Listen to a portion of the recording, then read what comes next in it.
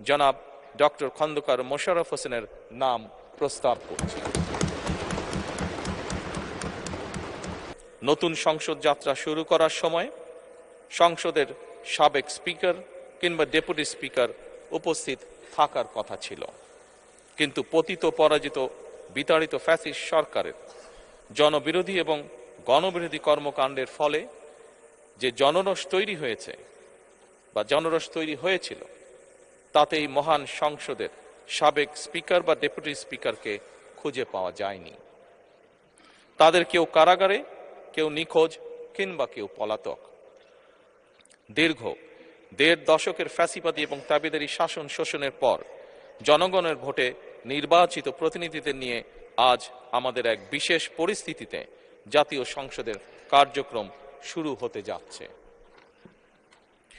এমন পরিস্থিতিতে আমরা সংবিধান এবং সংসদের কার্যপ্রণালী বিধির বিধান অনুসরণ পূর্বক ত্রয়োদশ জাতীয় সংসদে সভাপতিত্ব করার জন্য আজ আমি প্রবীণ রাজনীতিবিদ এবং 5 বারের মতন নির্বাচিত জাতীয় সংসদ সদস্য জনাব ডক্টর খন্দকার মোশাররফ হোসেনের নাম প্রস্তাব করছি।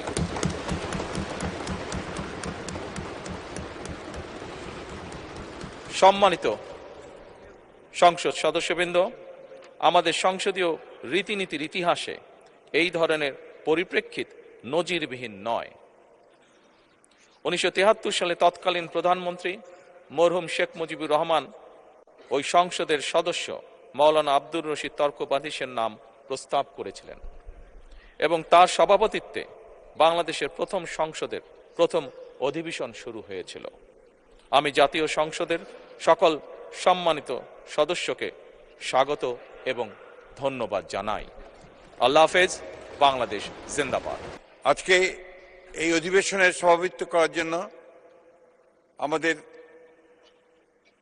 দলীয় প্রধান, সংসদ নেতা, আমাদের প্রধানমন্ত্রী যে প্রস্তাব করেছেন ডক্টর খন্দকার মোশাররফ হোসেনের নাম, আমি আমাদের দলের পক্ষ থেকে এটাকে পূর্ণ সমর্থন জানাচ্ছি।